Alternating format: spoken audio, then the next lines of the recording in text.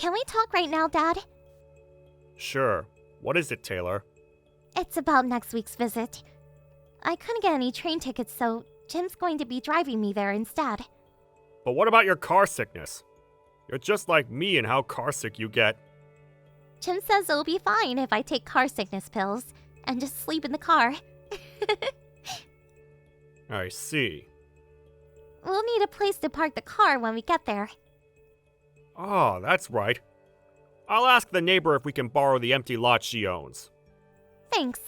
I'll tell Jim. Yup. Say hi to him for me. Do you think I should get a driver's license already? Well, having one is certainly convenient. And I heard that even people who get car sick easily are fine if they're the ones who are driving. I've heard that too. Well, I guess I'll think about it later. I can't wait to visit you guys next week. Yep. We'll prepare some nice food for you.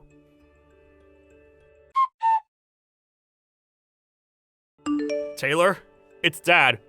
Today's the day you'll be visiting, right? It's already 1 hour past the time you said you would arrive. Did something happen?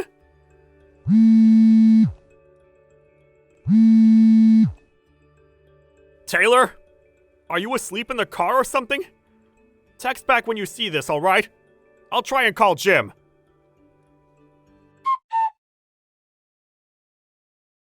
Hi, Jim. Can you talk now? Just send a reply if you notice my texts if you're driving, okay? Oh, hi, Mr. Larson. Is the driving alright? Oh yeah, I'm not driving right now. Is something the matter? Taylor wouldn't reply to my texts, so I decided to text you instead. What? Taylor isn't there yet? She's not here. Do you have any clue as to what happened? No, I drove her to the station and then we parted. The station? But she told me she'd be coming by car. You were supposed to drive her here, right? Since she doesn't have her own driver's license? Oh, that's what this is about. Urgent business suddenly came up, so I had to use the car. I told her to just use the train. I'm sorry I didn't notice. I thought Taylor already told you. Oh, I understand.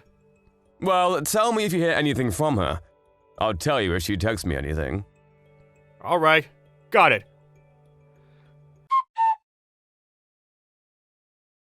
Jim! I found out where Taylor is! She got into an accident at A City and was brought to the hospital by ambulance. I'm going to head there right away. But why on earth was she in A City? It's quite far from where you two live, and it's 100 kilometers in the opposite direction of where we live. Anyways, my wife and I will be going to A City immediately. Head over there once you see this message, alright?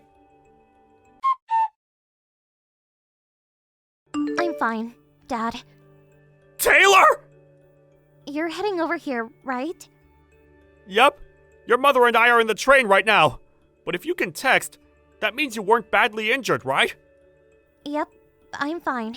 But I broke a bone in my foot, so I'll have to go to the hospital. But the driver who bumped into me took the proper actions. He was actually really kind, so don't shout at him, alright? Alright. I'm just glad you're okay. Texting is kinda difficult, so I'll go now. Taylor, there are a couple of things I want to ask you when I get there. I know. Be careful.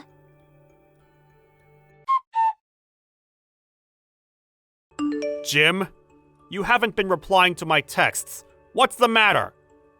Oh, hello, Mr. Larson. I'm sorry, I dropped my phone into some water, so I took out the battery and let it dry. Did you hear anything from Taylor? You've got some nerve talking like that after what you did. Mr. Larson, why are you mad suddenly?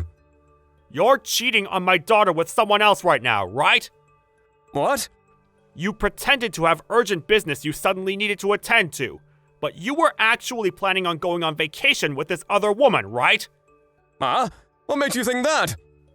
You knew that Taylor gets easily carsick, so you had her sleep as soon as she entered the car. You took advantage of this and drove all the way to A City, where you stranded her and picked up the woman you were cheating with. I see. So you know that much already, huh? I guess I screwed up. You admit to doing it? Well, I'm kind of forced to. Your daughter was kind of a bother, so I drove 100 kilometers to a city and threw her by the sidewalk. You found out faster than I expected you would, but I already took her money, and there's no way she's going to be walking home. I won't forgive this! Calm down, old man! Judging by your tone, I guess you haven't seen the text I sent you yesterday yet. Yesterday? I've already met up with Taylor. What? How? How'd you know where she was? I took all of her means of... Communication, right? What? No. It seems that we were really lucky. The phone you smashed was an old smartphone, with nothing on it. What? She got a new phone just the previous day, apparently.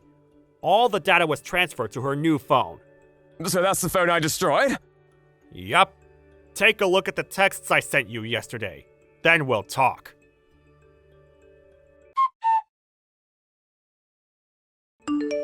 She got into an accident at the place I left her at, so that's why you found out so quickly. She's in the hospital right now. Damn it! I thought that I would be able to delay you finding out about it until at least we got back from vacation. So that's what bothers you, not your wife's injury. You're one rotten son of a bitch. It can't be helped. I just don't feel any love towards her anymore. That doesn't mean you can just abandon her in some random city. No human with any remorse would do such a thing. Yeah, I'm sorry. Not going to argue, huh? You don't even know where I am right now, do you?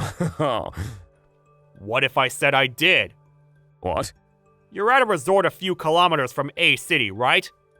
How do you know? It looks like you didn't notice that there was a GPS hidden in the purse you stole from Taylor. A GPS? Our family has the habit of putting GPSs on important things when going traveling, in case they get stolen or lost. It looks like Taylor still does it to this day. Besides, the resort you're currently at is run by a relative of my wife's. Seriously? You went there for your college graduation trip, right? Don't you remember who organized that trip? Oh, it was Taylor, right? Correct. Jesus. Anyways, I'll be coming to your room. What? Your father will be coming too. My dad? I called him. What? You better get ready.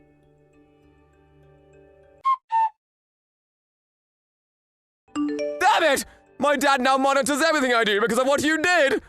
Don't you think you deserve it? Shut up! You guys want an alimony, right? Fine, I'll give it to you. My girlfriend's dad is the CEO of a huge company, so I don't care. A few $1,000s is nothing to him. You met this other woman, Alice, at college, right? Yeah, she's the daughter of a CEO. Apparently, that's all a lie. What? A lie? Taylor knew this Alice, but apparently, she was infamous among the other girls for telling all sorts of lies so guys would like her. What? But she always has a ton of money with her. It makes sense considering the job she has now. What job? It's the kind of job you wouldn't want to go around telling other people about. You know what I mean? She was forced to start it since she had a ton of debt. What debt? Which means you'll have to pay for the alimony we'll be asking of you by yourself. Wait a minute, I don't have that much money. Does that mean you spent all your money on this expensive vacation of yours? Please forgive me. I'm not the one you should be apologizing to. But Taylor doesn't seem to want to forgive you either, so it doesn't really matter. Our lawyer will be contacting you. Mr. Larson? Goodbye, you piece of shit.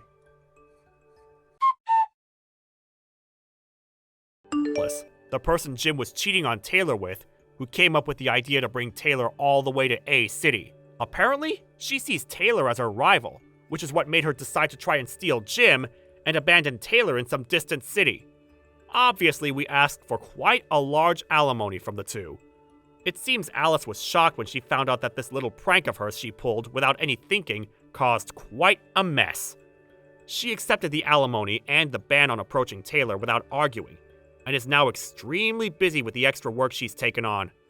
Jim, on the other hand, was thrown into work at a company an acquaintance of his father runs, and on top of that, has multiple part-time jobs.